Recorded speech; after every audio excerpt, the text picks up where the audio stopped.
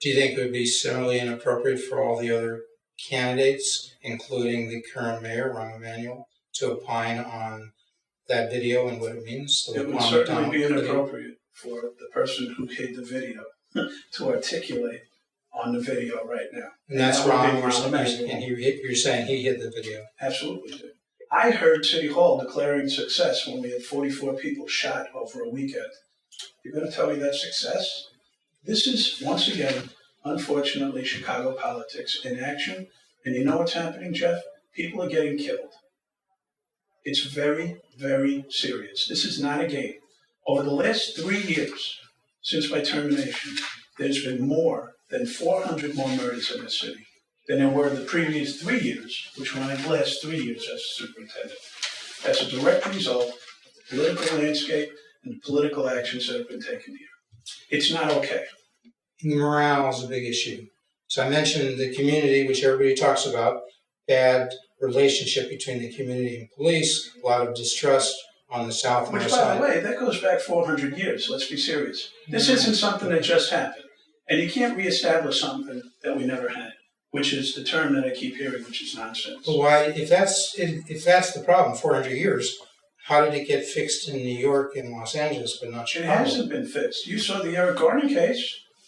Do you think that's a good idea to have a moratorium on charter schools? I don't know if we need a moratorium. What we have to do is analyze what we have. Look, every process starts with analysis, okay? I've read so many different analyses at this point. I don't know what is actually the fact anymore. Because one says this, one says that. Do you think that has to be viewed as a possible solution? Everybody has to take a hit. Pension people have pensions, have to take a bit of a hit. Current employees in schools and police, because there ain't enough to just raise taxes to deal with all these contingent liabilities. Or am I wrong? Do you have a way to do it without a bankruptcy and without raising taxes? Well, how about it starts with making sure that we're not spending more money than we're taking in? You have to balance your own checkbook. Where would you cut? Where would you cut? Wait a second. It may not need cuts. Look at the spending projects that we know about. Look at the fact that after there were 74 people shot in the city, on that Monday, the mayor thought that he could talk about a $10 million improvement to the Riverwalk instead of putting that $10 million into the. So we have 10 seconds left. What would you do? I'd stop spending money politically for favors. I'd stop spending it on bike paths, and I'd start putting it into the neighborhoods where it's needed the most to turn those places around. And you can come back next. You're watching Public Affairs. Berkowitz is my name, and politics is our game. And we will be doing, lots of public policy and some politics this evening, maybe lots of politics, because we're with, and in his campaign office, Garry McCarthy, one of the leading candidates for mayor of the city of Chicago in the 2019 race, maybe the leading candidate. I don't know, Garry, are you ahead of Rahm at this point? No, we're not ahead of Rahm, not according to the polling that I've seen. But we're solidly in second place in 5 polls that have been made public. So we feel pretty good about that because that looks like we go to the runoff, which gives us the best chance for victory. So we're taping this on August 23rd. Last I looked, about 12 candidates for mayor. There are what I call the 5 top candidates in terms of name recognition, polling, likely to have enough money to get your message out, etc. So you can find all that. We're not going to go through all that here. Go to youtube.com/publicaffairs.tv. Look at the show that's marked Berkowitz Handicaps or Assess the Mayoral Race, Part 1. There'll be a Part 2. Now, today we're focusing on Garry McCarthy because this is important stuff. This is about heading a city, being the mayor, that has almost 3 million people, 2.7. Garry's a working class guy, working class family, Marine Corps dad, machine gunner, mom who retired, as he told me before, took early retirement at 76. One tough person, as he said, taught him a lot. So that's the guy you're standing here because, let's face it, family is important, right? Absolutely. And they shape people. They shape you. And when you're very young, you're shaped, and all of that stays with you. You can go to SUNY, you can spend 25 years on the police force and rise to almost the top at New York City. You can be the top guy in Newark. You can be brought there to shake things up and make it right, as I hear you did with Cory Booker being the mayor who shook things up and now maybe running for president. Another topic we can talk about sometime. And then you can be brought into Chicago, I think, to be kind of, guy to shake things up, to make it right? Absolutely. I mean, I assume Rom was instrumental in bringing you here, right? Yeah, that was... In 2011. Yeah, 2011. He reached out to me, and I came in and we interviewed and had to apply for the job because there's a process in place that at least that time was followed. The facts of the Laquan McDonald case are the following. It was a clear case of accountability without authority. I was not in charge of the discipline system of the department. I could only make a recommendation to a civilian board called the police board. Yet I was accountable for the behavior of the officers, but not in charge of the discipline system. Do you mean in general, or do you mean in the Laquan McDonald case? No, in general. In general. This This was set up that way. This condition exists today. This has not changed. Eddie Johnson is not in charge. He is not the final say on discipline in the Chicago Police Department. You can't be accountable if you don't have the... Who is the final say now? The police board, for cases of 30-day suspension or termination. And has that always been the case? No, that was put into place some years ago. Was it the case when Lori Lightfoot was there? She was the head of the Chicago Police Board? Oh, yes, it was the case when she was there. So she was there. So, but I wasn't in charge of the discipline system. I wasn't in charge of the investigation. That was done by a civilian group called IPRA, which is now called COPA. I could take one action under Illinois state law, and that was to put Jason Van Dyke on paid desk duty, which is exactly what I did. Yet I was held accountable for, well, I don't know if I was held accountable, because I don't know why I was fired. Yeah, we'll come to that. Was it a murder? I mean, I know there's going to be a trial of Jason Van Dyke. You can't, I understand people are presumed innocent, but you can have an opinion. Yeah, what's your opinion? I don't think it's appropriate for me to speak about that when the trial is starting in a couple of weeks. I think that would be an influencer that doesn't need to happen. So I'm not really avoiding the question. I'm just telling you right now it's an inappropriate time for me to answer. Well, can you give people any idea about what you think about what happened and why that happened? And could it have been prevented? Could you have done something differently so Laquan McDonald wouldn't happen? For me personally, probably not. You were the superintendent. You were the chief of police. You were the head honcho. Subject to these limitations you just pointed out. Yeah, those limitations are pretty significant. I understand. But still, you were the top guy. Yeah, but accountability without authority equals failure. And that's what happened here. So let's get that out of the way. Okay. Now, could I have done something different? Probably not. What I can tell you is this. This entire case depends on the officer's articulation of what was in his mind. That's the law. So if he articulates it in a fashion that a jury sees that he felt that he was in extreme danger, that's going to result in one possibility. And if he can't, it's going to result in another. I mean, there's no judgment as to whether it was reasonable for him to feel he was in danger. That's not a part of the law as far as you think? Of course it is. Well, you've seen the video. Jeff, isn't it? You keep asking me questions, but you're not. Yes. Okay, you can answer. Go ahead. So the fact is, it all depends on his articulation of the facts, because he has to explain his actions. It's not up to me. It's not up to you. It's not up to anybody else. It's completely up to him. And if he can, then one thing might happen. And if he can't, to the satisfaction of the jury, a whole different thing can happen.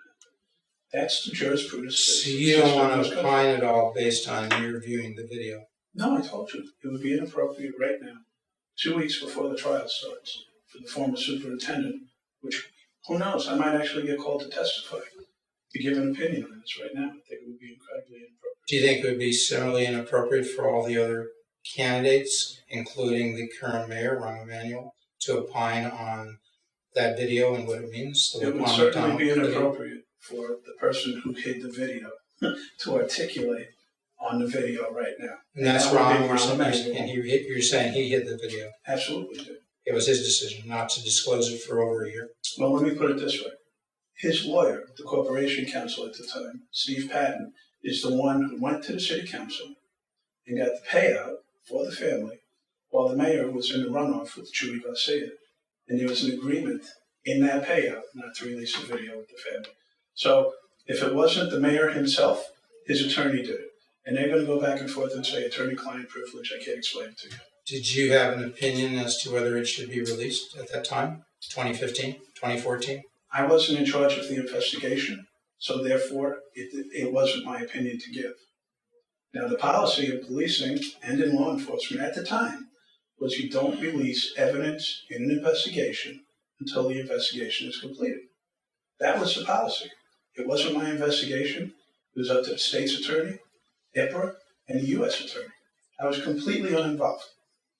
Do you think a major problem with public safety now, with the murders, with the homicides, so forth, would be the lack of trust on the south and west sides in the police department? It's probably a factor, but that's not the major factor. The major factor is there's no management going on of any city agency right now. And unfortunately, we see this in CPD. I don't see a plan. What we see is people moving around the deck chairs on the Titanic. That's how I like to put it. Because we're going to surge 600 officers to the south and west side. And over the last 3 weeks, we saw that that was a failure. I heard City Hall declaring success when we had 44 people shot over a weekend. You're going to tell me that's success? Because it was down from 74 or something? Right, and then it bounced right back up to 64. So, look, it's obvious that there's not a strategic plan. It's obvious that there's no execution of a plan. And it's obvious that there's no leadership here because what we hear is the mayor talking about values and shaming the victims. Instead of saying, here's the plan, this is what we're going to do. There's no plan. If I was the mayor, I wouldn't be making decisions on behalf of the police superintendent. No, but And you see, Jeff, this is a real problem. Okay. Because the way to start the crime reduction, going again in this city, the way to get us back to 50-year lows in the murder rate like I had when I was the superintendent, is to depoliticize the Chicago Police Department, turn it into a performance-based organization, not a political organization, and use business management techniques to address crime. That's what we did. We had short-term and we had long-term plans. Crime reduction is not just about deploying officers. That's one component of it. And in the short term, that's the only thing you can do is move around the pieces on the board. In the long term, you're looking at who, when, and where crime is being committed and figuring out how to prevent it. You don't just run to the scene of a shooting. You think about where's the retaliation going to happen, and that's where you deploy your resources. That's how we got the murder rate down to where it was. That's how we had a 40% reduction in overall crime while I was superintendent. And the mayor gets the superintendent of police to do all those things you're describing, right? He gets a superintendent of police who will do those things, right? Look, is that what you're telling me? What I'm telling you is, even though I spent 35 years in policing, one of the things that I will do is hold my police superintendent accountable, but not tell him how to do his job. Even though that's my expertise, I might ask him a lot of serious questions. Let's do this. What do you think about that? How about we try this? And leave it completely up to him. That's not happening now. That's not happening. The City Hall came in after my termination and rewrote the policies of the Chicago Police Department. There were laws that were passed that actually put restrictions on how officers record data. You can't legislate good policing. And my question regarding the consent decree, the draft consent decree that's out there, is really twofold. First of all, who is the police policy expert who participated in producing that draft? Because I don't know. The second thing is, if this is the state attorney general who's now creating this draft consent decree, are those the standards for every single police department in the state of Illinois? Because you can't hold one to this level and another one to this level.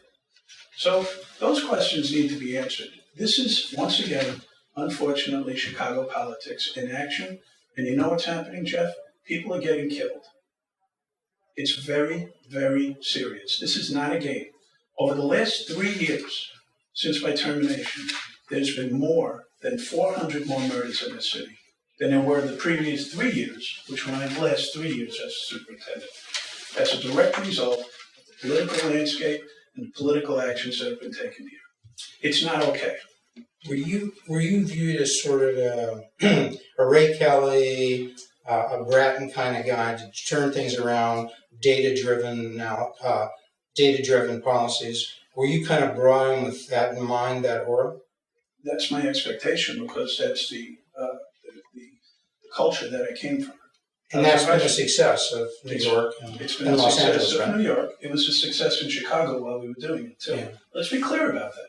Let's realize that any police chief in the country would want to have a 40% reduction in crime, back-to-back years of the lowest murder rates in 50 years, almost 70% less police shootings during my tenure. In other words, police shooting civilians as a result of training, supervision, and policies that we put in place. And 50% less complaints against our officers, all at the same time. Is that a police chief in the country who wouldn't want those numbers? So you're looking for a Bratton, a Ray Kelly, a Garry McCarthy type. If you're mayor, you're looking for somebody of that type to come in and be the chief of police, is that right? I can tell you that the damage that's been done to the Chicago Police Department is going to take a very long time to repair.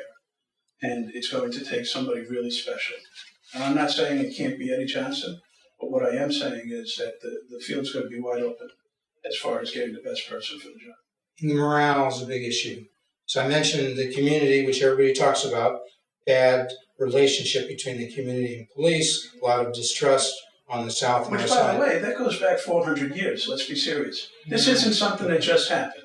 And you can't reestablish something that we never had, which is the term that I keep hearing, which is nonsense. But why, if that's the problem, 400 years, how did it get fixed in New York and Los Angeles, but not It Chicago? hasn't been fixed. You saw the Eric Garner case. Well, Nobody is talking about the social economic divide and the history of African Americans in this country, which has gotten us to this point, where that social economic divide is a source of a lot of frustration in the disenfranchised communities. And that's the result of poor government and a failed system. And that includes lead in the water, no mental health care, poor health care, breakup of the family unit, rampant narcotics, you name it. So now you're getting to the root causes of crime, right? Exactly. These are the long-run solutions, as opposed to short-run. But they're not being addressed. We're looking at the police. The anger exists because of those conditions and the government that's not providing for what that community needs. So let's go to one of And those. if you only look at it through the prism of history, the most forward element of that failed government system is the police. We're the ones who go into people's houses. We're the ones who make arrests on the street. And when we screw up, we need to be held accountable. But it doesn't mean that you throw out the baby with the bathwater. It doesn't mean that you just reverse course, which is causing mass murder in this city. So is the lack of a basic education, the ability to teach kids how to read and write and do math in the inner city, especially minorities, Hispanics and blacks? Some say the 30% of the kids in CPS read at grade level. So we're switching to education now, one of the root causes, I think you would say. Mm-hmm. Have you heard that number, and does that seem like, is now you want to be mayor, now you're much broader. We're talking a lot about police, obviously something you have a lot of expertise in. You may have expertise in other areas, but we don't know that. We're going to find that out. So have you heard that maybe 30% of the kids, especially black kids and Hispanic kids, read at grade level in CPS? Yes. And here's what I have to say. And I'm going to tie this all together, okay? We're losing population in the city. And we're losing population in the city. Actually, African Americans, middle class African Americans who can leave are going to places like Atlanta, Houston, and Dallas-Fort Worth. We're the third largest city in the country, and we're about to become the fifth because we're losing population and they're gaining. Now, why are they leaving? They're leaving because of gun violence and high taxes. Okay? Because they're leaving, we're losing our tax base. Because we're losing our tax base, the people who live here will have to pay more taxes to make up the difference, which is why our taxes have gone up 40%, I think, in the last 3 years. Because we're losing that tax base, we're closing schools and pulling mental health social services from the south and the west side, which is causing more gun violence. So The solution is more holistic, and you can't break these things apart. And my proposal for education has to do with bringing back the trade schools and the vocational schools, because not everybody is going to go to college. And sometimes if you do go to college, you might end up doing nothing with your college degree and driving a taxi cab, who knows? So if you teach people how to fish, I think we have a much better opportunity. So what we have to do is put the social services right into the schools and make sure that it's two-tiered so that the family is treated, not just the student. Well, the only problem with that, well, there are lots of problems, some might say with that, is we've heard this before. And maybe You haven't heard it from me. But I've heard it from others. So my question to you is, some people say, we have a lot of choice actually now in CPS. We have charter schools, we have select enrollment schools, we have magnet schools. Some would say they're the same, they're not. We have traditional neighborhood schools.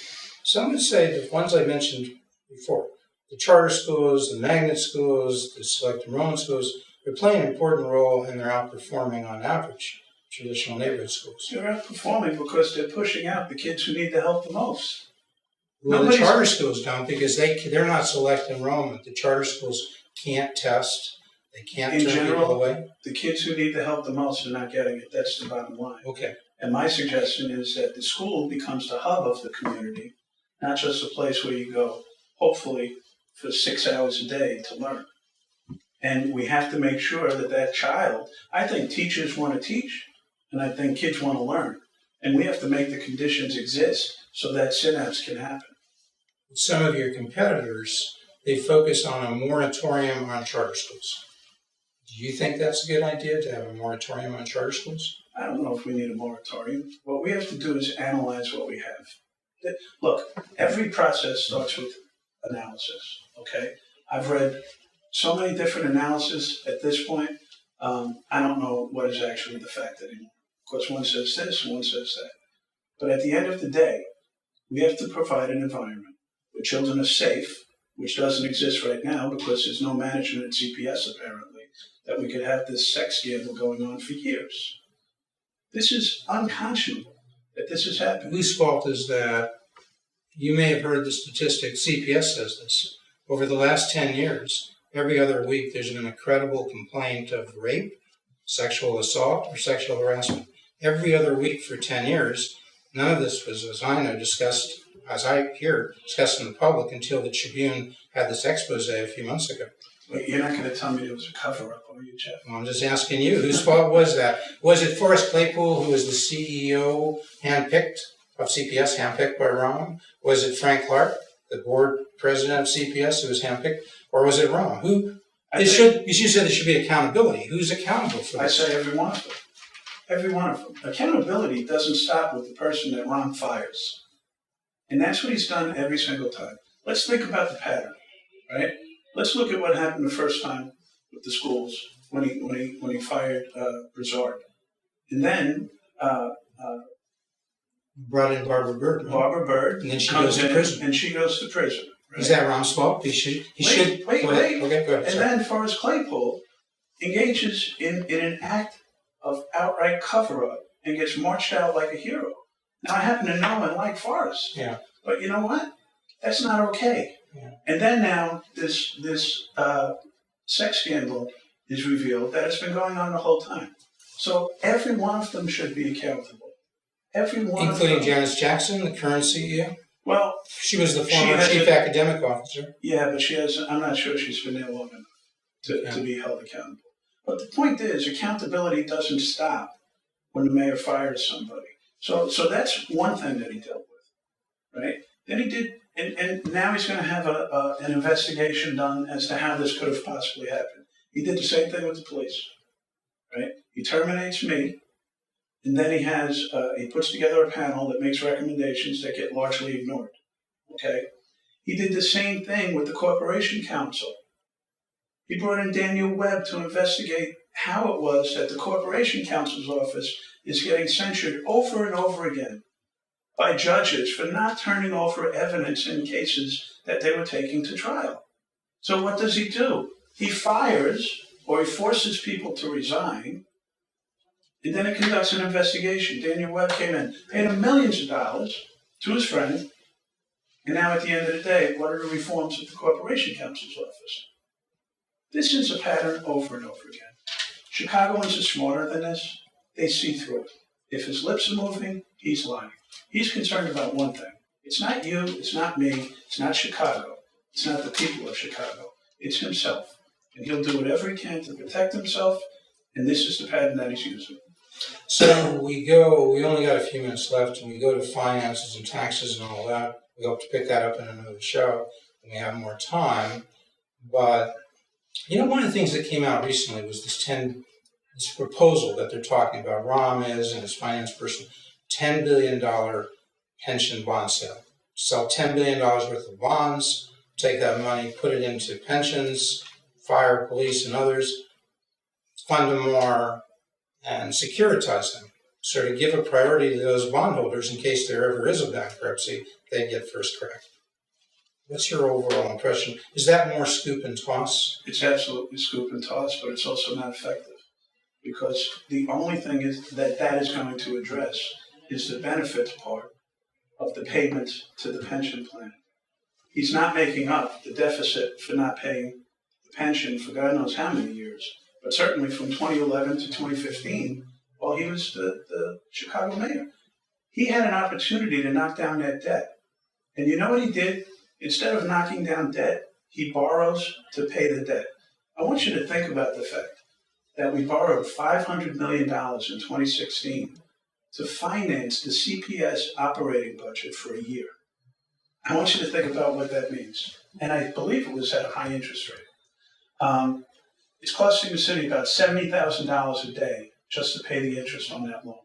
I want you to think about taking your Visa card out and putting every expense that you have on it for a year. You pay your rent, you pay your car, you pay your electricity, you pay everything, every single bill that you have, food, your operating budget for you as a human being for a year. And then at the end of the year, you pay it with your MasterCard. This is insanity. So with a $9 to $10 billion budget, city budget, I count things, I propose $7.6 billion or $7 billion CPS budget.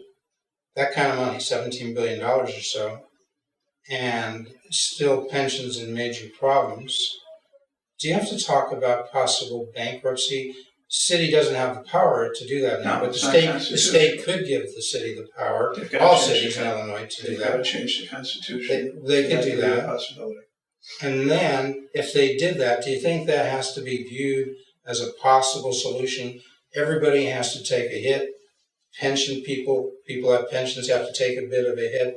Current employees in schools and police, because there ain't enough to just raise taxes to deal with all these contingent liabilities. Or am I wrong? Do you have a way to do it without a bankruptcy and without raising taxes? Well, how about it starts with making sure that we're not spending more money than we're taking in? You have to balance your own checkbook. Where would you cut? Where would you cut? Wait a second. It may not need cuts. Look at the spending projects that we know about. Look at the fact that after there were 74 people shot in the city, on that Monday, the mayor thought that he could talk about a $10 million improvement to the Riverwalk instead of putting that $10 million into the. So we have 10 seconds left. What would you do? I'd stop spending money politically for favors. I'd stop spending it on bike paths, and I'd start putting it into the neighborhoods where it's needed the most to turn those places around. And you can come back next week or sometime soon on Public Affairs so we can continue this conversation. Absolutely. Thank you Stop so the much. political spending and do it based on needs. Thank you so much, Garry McCarthy, candidate for mayor. Thanks, Garry. Sir.